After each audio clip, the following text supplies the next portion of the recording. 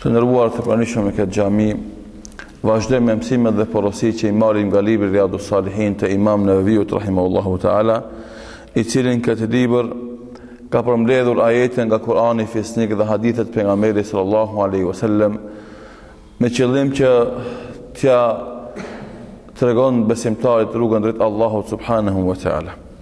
Jemi në kapitullin e bindjes dhe mbështetjes në Allahun dhul xhelal, në hadithin e parë që filluam nga java e kaluar dhe i përmendëm disa mësime dhe porosi që dalin nga hadithi i parë, ku pejgamberi sallallahu alaihi wasallam tregon se Allahu dhul xhelal i ka mundsuar të shef popujt e kaluar dhe ka pa një pejgamber i cili kishte me veti një grup të vogël të njerëzish dhe pejgamber tjetër i cili kishte me veti një apo dy njerëz dhe pejgamber i cili s'kishte me veti asgjë ose askënd.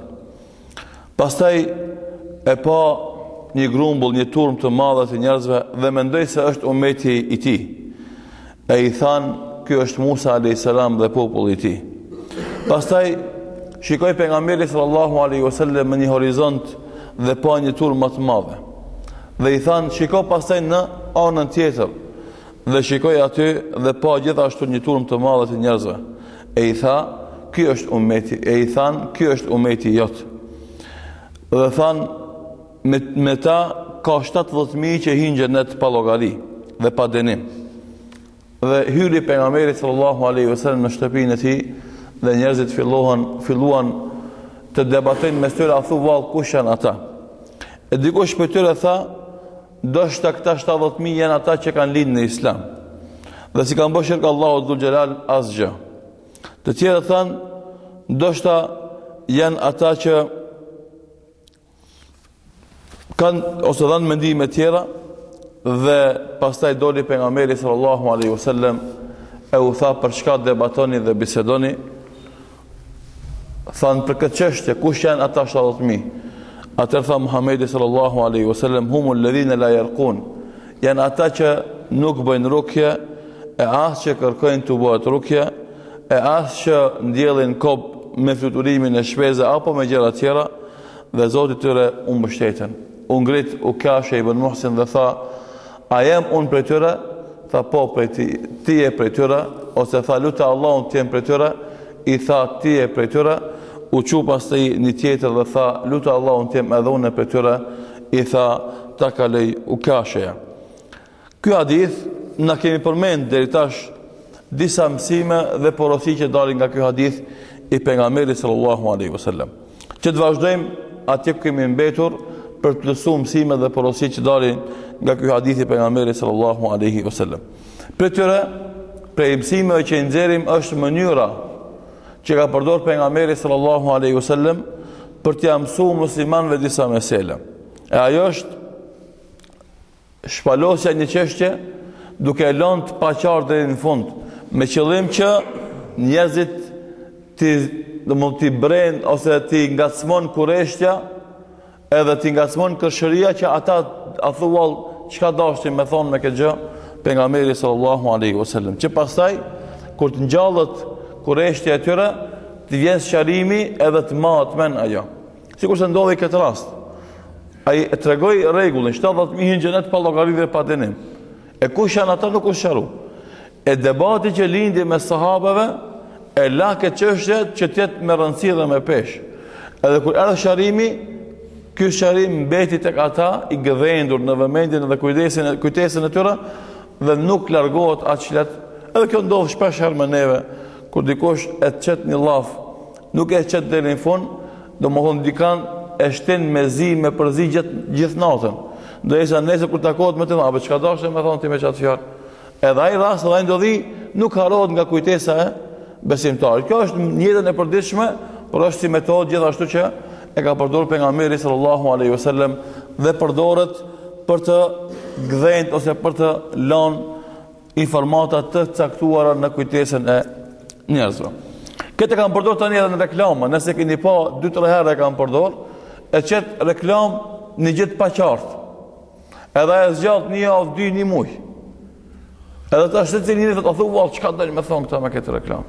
Derisa kur ta vendojnë finali, përfundimin e qëllimin nga reklama, ajo të mbetet në kujtesë një kohë më gjatë. Pra, kjo mënyrë që sot përdoret ka qenë njëra prej mënyrave që ka përdorur pejgamberi sallallahu alaihi wasallam do 14 shekuj përpara për me tregu se këtë kjo që ndodh sot ka qenë dikush që ka përdorur përpara normalisht, jo pse ka qenë shumë do të njeri i ditur, po për shkak se Allahu xhalal atë e ka mësuar dhe ka orientuar. Gjithashtu prej mësimeve dhe porosive që dalin nga ky hadith i pejgamberit sallallahu alaihi wasallam. Edhe kjo është metodë pedagogjike edhe didaktike e mësimit të njerëzve. Dietari, hoxha, alimi me pyet xhamatin edhe nxënësit e tij rreth ose falni e kundërta, me pyet xhamati ose nxënësit hoxhën për sqarim shtesë. Edhe kjo është gjë domosdoshmë normale, sikur se ndodhi me sahabët e pejgamberit sallallahu alaihi wasallam në këtë rast, të cilët e pyetën pejgamberin sallallahu alaihi wasallam për sqarim shtesë. Edhe kjo ndodh. Jo çdo herë xhamati e kupton meselen ashtu siç don hoxha. Pse e din meselen mirë, i thu 5 fjalë në lidhje me atë meselë. Edhe ti mendon se edhe xhamati e ka kuptuar si ke dash ti me thonë. Pastaj vërtetohet se xhamati nuk e ka kuptuar si ke dash ti, por e ka kuptuar ndryshe. Dhe për këtë shkak që mos ndodh ky dallim në kuptim mes asaj që don hoxha ligjëruesi edhe asaj që e kupton xhamati, është më rëndësishme që xhamati për gjëra që nuk i kupton mirë apo ka dilema se cili ke mendimi sakt të pyet. Për ta sqaruar çështje dhe mos vepron gabimisht prej turpit, se ndodh hoxha ka thonë një çështje edhe ki nuk është i sigurt se a ishte çajo qëllimi apo nuk ishte. Edhe nga turpi nuk pyet. Edhe merr meselën edhe vazhdon gabimisht me të. Edhe çaj kuptimi gabum ka mundësi me dëmtu xhamatin tjetër pas shumë se ti e përcjell atë qendrim apo atë fetva të tjetrit. Mirë po ke përcjell gabimisht. Edhe bosh sebeb që ai me met pa namaz. Bosh sebeb që ai me met pa agjërim. Bosh sebeb që ai me met pa gusull. Bosh sebeb që ai me keq kuptu gjërat. Sikur që ka ndodhur kohën e pejgamberit sallallahu alaihi wasallam. Me atë njeriu i cili e pyeti ashabin tjetër, ishin në betejë luftë, i plagosur, i lëndum. Edhe natën në gjumë, në ëndër, bëhet gjunup. Edhe saba e pyet shokun e vet, se pyet hoxhën alimin, e pyet shokun e vet. Thot çka të bëjone tash? Ja thot ti s'ki çare pa ulase, gusli është obligim. Ti je gjunup, edhe veç gusull dush me marr për mu pastru.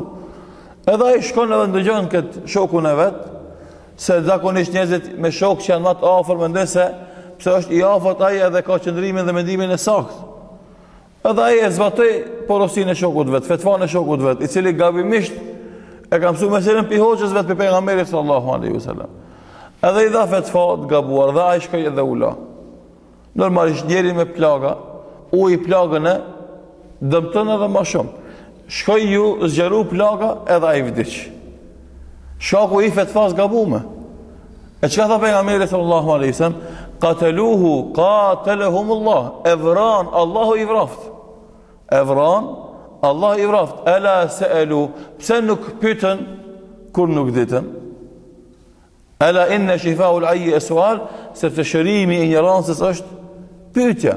Andaj në vend se të përhapish apo të përçosh fetfat gabume, qëndrim gabum që ke marrë nga shoku jot, tu e pasti domethën derën, tu e pasti domethën vendi ku ki mundësi me sqaru çështën më mirë dhe me kuptu më mirë, mos e bën gabimin që të përhapish fetfat pa qartë për ty, e të gabume duke menduar se e ke kuptuar mirë kur e ke mundësinë domethën me sqaru çështën deri në fund. Dhe kjo tregon rëndësinë e ulemave në vendin e muslimanëve dhe lirinë e komunikimit me ta për të sqaruar çështjet dhe për mos i keq kuptuar gjërat. Normalisht pastaj në anën tjetër pyetjet që i parashon hoxhës, alimit, e largojnë divergjencën mes muslimanëve. Sa herë xhamati kapet me zveti, debat do të zgjat me javë e me muj. Edhe ata mundohen vetë t'ja mujnë njëri tjetrit me qëndrime dhe mendime. Në një çështje që ai nuk është kompetent. Edhe fjala e tij s'mundet me qenë vetë argument. Kur e ki hoxhën, ki mesele që ti ki mendime tjetër nga shoku jot, e ki hoxhën, shkon e pyet edhe e hek atë gale. Dhe çështja tjetër që fitohet për kësaj është se kuptohet e vërteta ashtu si duhet. Edhe kjo është normalisht qëllimi kryesor për këtë kësaj, që të mbetet e vërteta e vërtet, pa e përzime me të kotë, edhe para dhe dyta, pa ja nështru të vërtetën pasioneve, epsheve, mendimeve dhe vezveseve tona.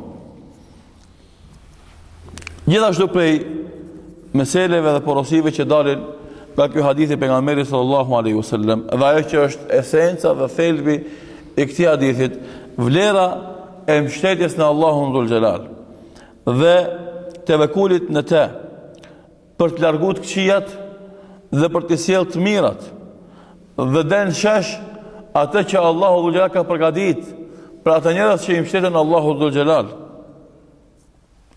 Këtë këta 70.000 baza e asaj që hingjen e çka është, pa llogari dhe pa dënim, është tevekulli në Allahun, është mbështetja në Allahun, është lidhja e zemrës për Allahun. E kjo teoretikisht është shumë lehtë me thonë. Teoretikisht është shumë lehtë me thonë. Ama në mejdan të punës, për shembull kur të jemi para një projekti, para një angazhimi, para një marrëveshje të biznesit, para një vendimi të rëndësishëm të dynjas, ti vetë e vëren këtë punë, s'ka nevojë dikush me ta thonë. A jepi atyre që pasi e bën sebepin në fund, i mbështetesh Allahu dhul xhelal, edhe thu që ja Rab, nëse është hajër dhe e mirë, ese përpara. Nëse s'është hajër dhe e mirë, nale. E Allah, si të thuj shtile të bëhat, apo habitesh në vrapimin edhe angazhimin tanë për projektin, për marrëveshjen, për punë. Edhe harosh, edhe haron me lënë këtë punë fund të Allahu, po i bën punë, përpiqesh, mundohesh me gjetë rrugë, edhe haron këtë se përsëri kjo punë. Nuk ka mundësi me ndodhë pa e caktu Allahu, nuk ka mundësi me ndodhë pa të ndihmu Allahu, nuk ka mundësi me ndodhë pa leju Allahu. Cilën, që të e vërejnë vetë, a e ki këtë një djenje me vetë, apo e ke haru këtë djenje? Shpesh e njerëzit, flasë për musliman, nuk flasë për tjerët, që në punë të dynjas harojnë një mbështet Allahu dhul xhelal. Dhe mendoj se vetë ata mujnë me sos një punë. Edhe shpesh ju del puna ethtë. Pse sa ata kanë haru një mbështet Allahu dhul xhelal. E ka nisë punën vetë, a i si musliman e di se du të më mbështet Allahu të mirë, po u habit në aksion, edhe ka haru këtë se përsëri mas sebepit duhet më mbështet Allahu dhul xhelal, dhe se vetëm mendimin dhe përkrajën e tij ndodh. Çka ndodh te njerëzit thotë, jo, duhet me gjithë lidhje dikun për mesos një punë. Cili thotë, jo, duhet me dhon ofertën e mirë për mesos një punë. Cili duhet me kon pak llafazan për me bind. Këto janë sebepe mirë, po para kësaj dhe pas kësaj duhet me lidh zemrën me Allahun dhul xhelal. Se përsëri këtë dunja që kanë ta, njerëzit dhe zemra tyre, njerëzit dhe mendja tyre është do të Allahu dhul xhelal. Edhe ai i kthen dhe orienton si don ai subhanahu wa taala. Edhe kush e analizon pak më qetë, edhe pak më me vëmendje këtë çështje, e kupton se për një me kur Allahu don ja kthen mendje dushmanit me mendu dhe me vepru në dobin tonë. Edhe ja kthen mendjen dushmanit me mendue që mos me dëmtu ty. Edhe neve na ka ndodhur njerëz, secili për neve ka ndodhur. Ama se kemi vërejt, se kemi analizu, se kemi mendu mirë. Pra shkak, kur e ke parasysh këtë hadith, edhe vlerën që ka tevekuli, edhe shpërblimin që sjell tevekuli, dhe se largimi i damit dhe sjellja e dobis nuk ka mundësi me ndodhë. përveç se me caktim dhe vendim të Allahut. Atëherë fund e para je mëshirën e Allahut, e dyta je razi i kënaqur me vendimin e Allahut subhanahu wa taala. Mesela tjetër që nxjerrët nga ky hadith i pejgamberit sallallahu alaihi wasallam është rukja që përmendet këtë hadith, është një gjë legjitime dhe legale në fe. Rukja është fryrja e dikujt me ajetet Kur'anit apo me fjalë që janë kundërshtim me shariatin e Allahut dhul xhelal. Dhe kjo çështje sot te na i ka dy kajet. E para, kaja fetare shëndosh, që njerëzit mundohen të bëjnë rukje me Kur'an dhe me ato porosit pejgamberit sallallahu alaihi wasallam. Edhe të tjerët që kalojnë nga vija e shëndosh në rukje që është shirk, duke bashkëpunuar me gjin apo duke përdorur sehr që të shërojnë në aspektin e dukshëm si përfaqësor njerëzit. Fatkeqësisht, grupi i dy njerëzve është më i madh. Hemen se në skamet lagje ku s'ka një apo dy fallxor apo siherbaz apo xhinxhi që miren me rukje ama në cilën ka shirk edhe kufër. Këta të partë janë pak. Edhe këta që janë pak u mungon dituria, u mungon devotshmëria, u mungon përvoja shumë e radhë. Mirë për përsëri, me të gjitha mangësitë që mund t'i kenë, ai që të bën rukje fetare të shëndosh është më i dobishëm dhe më i mirë se sa ai që të bën rukje fetarisht ndaluar me shirk dhe me kufër. Dhe gjithë na kemi ndëgjuar raste dhe kemi parë raste dhe është përhap lajmi i rasteve ku njerëzit kanë qef në momentet e vështira me gjetë ilaçin e shpejt. Edhe sipas ti të menjëhershëm. Edhe nëse me shku të ky që i bën rukje me Kur'an, që është proces pak më i gjatë, që ati ka elemente tjera që janë më rëndësishme, sikurse është besimi në fjalën e Allahut se është ilaç. Se ti për shembull ai që të bën rukje ty, është i bindur se kjo fjalë është ilaç, se fjala e Allahut është ilaç, mirë po ti që të bëhet rukje ndoshta nuk je i bindur, edhe efekti dobësohet edhe vonohet dhe prolongohet shërimi. Ai si herbazit vjen edhe të improvizon skenën. Vjen dhe mendon ti se je i shërum, ai bën qetësimin momentan. Sikurse puna e analgetikëve apo anestezionëve, që të vjen edhe ta largon dhimbjen, ama kjo s'do të thonë që dhimbja është larguar, po ti nuk e ndin dhimbjen. Edhe ai që bën rukje me shirk edhe me kufër, me gjin, vjen edhe për momentin ta qetëson dhimbjen, ama jo nuk ta eliminon shkakun e dhimbjes. Edhe me kalimin e kohës përsëri të kthehet ajo. Edhe në mjeksi gjithashtu është në shërimi i shkaqeve të sëmundjes është më i vështirë, më i ngadalshëm se sa momenti kur ai të jep një analgetik për mos me ndi dhimbjen. Dhe normalisht për këtë shkak një pjesë e madhe njerëzve dojnë shërimin e shpejtë dhe shkojnë te xhinxhit dhe fallxhor dhe siherbaz dhe mendojnë se atje kanë gjetë shërimin. Dhe normalisht kjo është një gjë domosdoshmë e ndaluar fetarisht kategorikisht, se pejgamberi sallallahu alaihi wasallam ka thënë men ata arrafan fasadaku bima yaqul faqad kadhaba ala ma unzila ala Muhammad, ku shkon te fallxhori dhe i beson asaj që thot fallxhori, ka përgënjeshtruar atë që ka asjell Muhamedi sallallahu alaihi wasallam. Dhe tjetra, ku shkon te fallxhori dhe nuk i beson asaj që thot, vetë shkon 40 ditë nuk i bëhet kabull namazi, nuk i pranohet namazi atij njeriu. Domthon vetë fakti që ti ke shku te fallxhori ke sjell në pyetje atë që të ka treguar Allahu në Kur'an dhe pejgamberi sallallahu alaihi wasallam hadithe. Për këtë shkak besimtari i mirëfillt, i devotshëm, nuk shkon te siherbaz, te fallxhor, te xhinxhit, por mundohet me gjetë dikën që bën rukje me Kur'an dhe me sunet pejgamberit sallallahu alaihi wasallam. Këtu në hadith na përmendën një fjalë që te ulemat e hadithit ka domethënë sharim. Këtu është përdorur që këtë transmetimin e Imam Muslimit fjala edhe nuk bëjnë rukje. Shumica e ulemat e hadithit kanë thënë që kjo fjalë është e shtuar. Nuk bëjnë rukje, është e shtuar. Pse?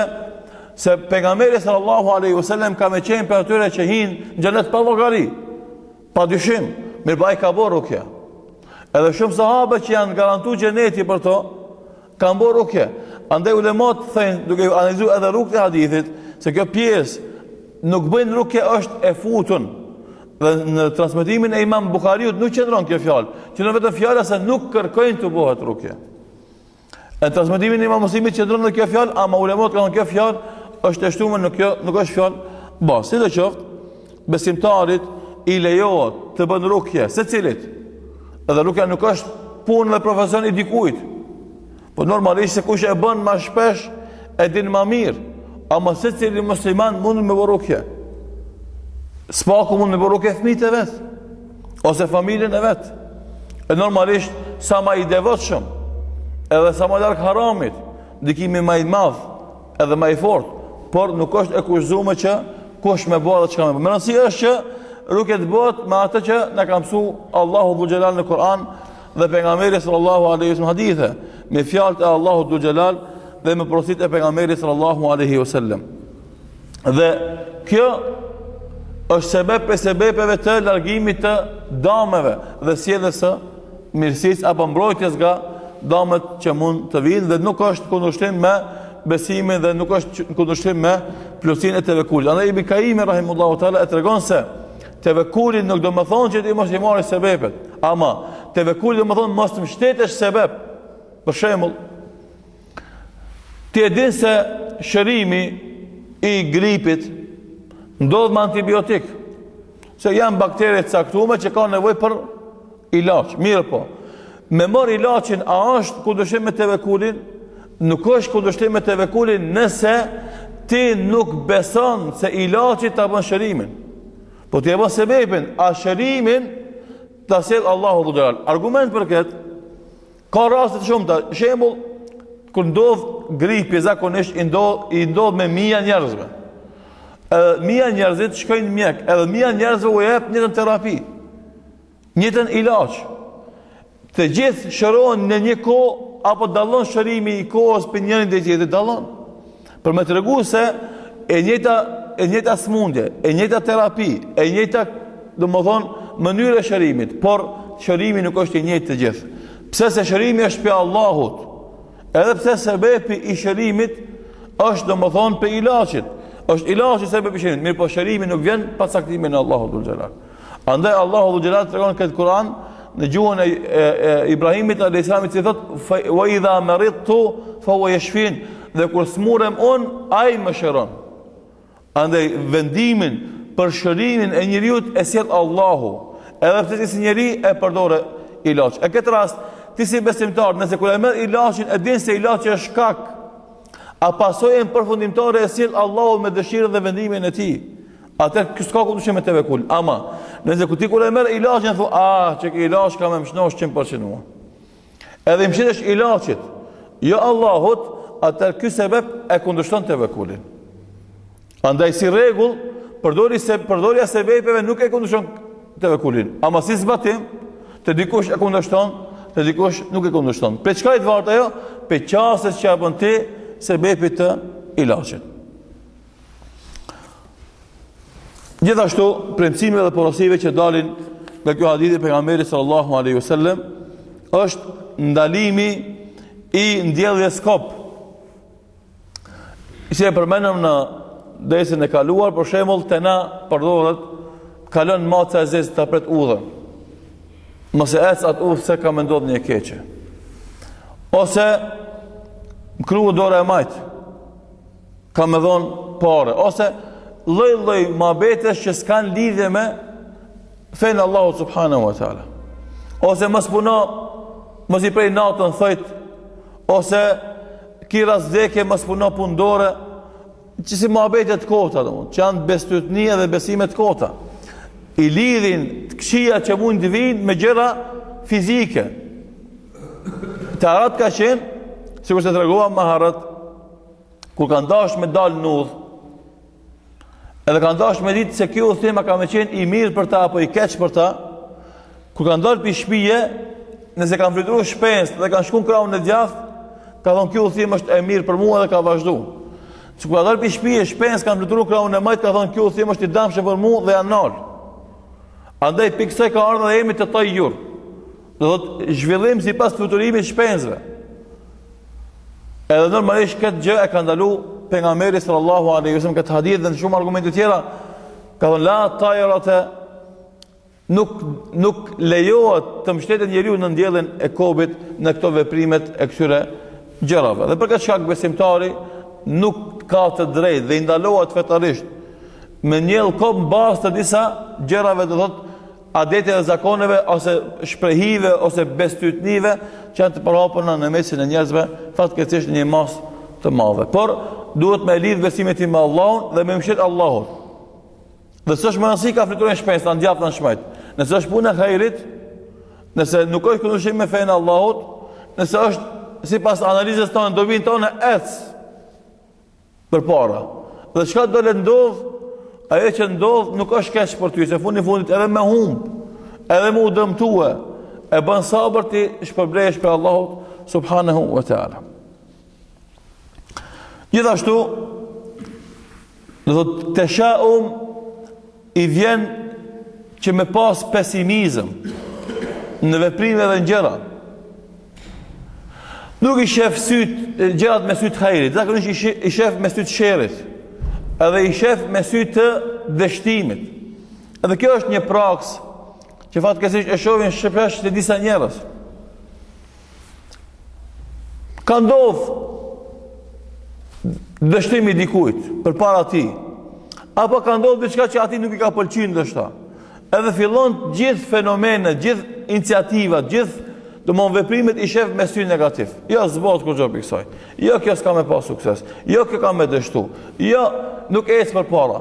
I shef këtë gjërat me pesimizëm. Dhe kjo normalisht nuk është në përputhje me shariatin e Allahut dhul xhelal, edhe me edukatën e pejgamberit sallallahu alaihi wasallam. Përkundrazi, pejgamberi sallallahu alaihi wasallam e pëlqente optimizmin, edhe mendimin e mirë. Edhe për këtë shkak, në sabah i pyet ka sahabët, a ka pa dikush ëndër të mirë, që ta komenton e ngjall vullnetin të njerëzit për jetë, edhe për punë. Se ëndrat e mira normalisht kur të komentohen pastaj e inkurajojnë secili prej neve i ka ndodhur kur e ka pa një ëndër të mirë dhe ju ka komentuar mirë, ajo e ka nxit atë me vazhdu me bë një punë të mirë ose çat punë që ka pa ëndër. Këtë kjo për me nxit musliman me qenë optimist në jetë. Pe sabah del dielli në dunjë, e ndriçon dunjon, edhe shkëlqen dielli në zemrën tonë, dielli optimizmit, dhe ti e nxe zemrën tonë dhe ec përpara me lejen dhe ndihmën e Allahut subhanahu wa taala. Andaj muslimani është optimist dhe i ndalohet pesimizmi, sidomos kur është pa arsye. Zakonisht njerëzit bëhen pesimist pa arsye, pa ndonjë analizë të thellë të asaj që ndodh me te ose rreth tij. Principe dhe porosive 13 nga ky hadith është shfrytëzimi i rasteve për të vjedhur frytet e mira. Shpeshherë na jemi të ri, edhe nuk e zbatojmë fen, dhe nuk punojmë për fe, dhe nuk thrasim në fe me atë që dimë dhe që mundemi, nesër do të dojmë dhe të bëhet vonë. Ande pe formave me të cilat e mashtron shejtani njeriu është largimi i tij pi hajrit, pi të mirave, me vezveset të arsyeshme ose të pa arsyeshme. S'është më rëndësi. Më rëndësi është që ti e largon nga e mira. A sot ti ki kapacitet, ki energji. Nëse sot nuk punon edhe nuk bën, nesër ka me të ikë. Andaj sahabët u mundoheshin çdo rast me shfrytzu maksimalisht për me fitue shpërblime nga Allahu dhul xhelal. Edhe në këtë rast paramendo u kjashja e cila si rast është për ne shumë me rëndësi për mu analizu. Iq kërkujt nuk i shkoj menja me e lutë Allahun ose me dëshiru ose me ndru me qenë për këtyre 70.000, se edhe pse në kohën e sahabeve nuk ishin shumë musliman, përsëri një pjesë e madhe muslimanëve nuk i shkoj menja që mund me qenë për 70.000. Se shumë pak janë ata dhe s'kam shansën me konë aty. Do një falloj në shmimit vetës. Jo, nuk dihet, nëse punon, nëse mundosh, nëse përpiqesh, Allah e din, ndoshta fiton ti sevape që nuk mund të paramendohen sa të moja në ato. Ama kjo vjen me vullnet dhe me punë dhe me shfrytëzim i shanseve. Edhe u qiu kashë i Belmosin dhe shfrytëzoi shansin. Tha ja Rasulullah, lutë Allah të jem unë për ty, domthon aspirate e madhe, ambicie e madhe, ëndër e madhe. Tha lutë Allah të jem ju. Që kanë thonë tjetë, sigurisht kanë thonë, kjere ke. Aja ti ka sahabe ma të mëjtë se aje ki anonim. I panjohur për shumë sahabe për shumë ne musliman nuk ja dim biografinë këtij njeriu. Ama për Ebu Bekrin din, për Omerin din, e sigurisht qatë me gjithë e konë dhe ata, ama ta sfëllën. E ky e shpite rastë, tha jashtë Allah, lutë Allahun, ti e me tyve, tha ti e për tyve. E do është edhe tjetëri me vazhdu njëtën, ama, kjo është tradit dhe mon, pas ka qenë edhe atëherë, kër e merë lafin me fol dikosh, fol i parin një fjallë, i di thot, edhe unë i bashkan gjitëm, urimit ati, dhe mon, se zakonisht njerëzit imitën njëri tjetër, nuk kanë, gjokosh nuk ka kreativitet edhe fuqi të inovuse. Por e vazhdon, edhe këtë tjetër dëshi të bëjnë njëtën fore, po nuk shkanë. Edhe pejgamberi sallallahu alaihi wasallam mes mja boba ja tha, ta mori flamurin i parin, kuptim dhe mon, ta kaloj, u kasha dhe mon, ta shumë në smuj për të cilin, se me vazhdu pejgamberi sallallahu alaihi wasallam, se cilin që është gjenetimi të regu, ishtë boba jatë. Edhe ishte humba jo ai vullneti për të bërë garën veprat e mira, se kur nuk e din ti ku je, më shumë bën gara për dallim kur e din se ku i ki fundin, atë ndalet hovi edhe vullneti për të bërë vepra të mira.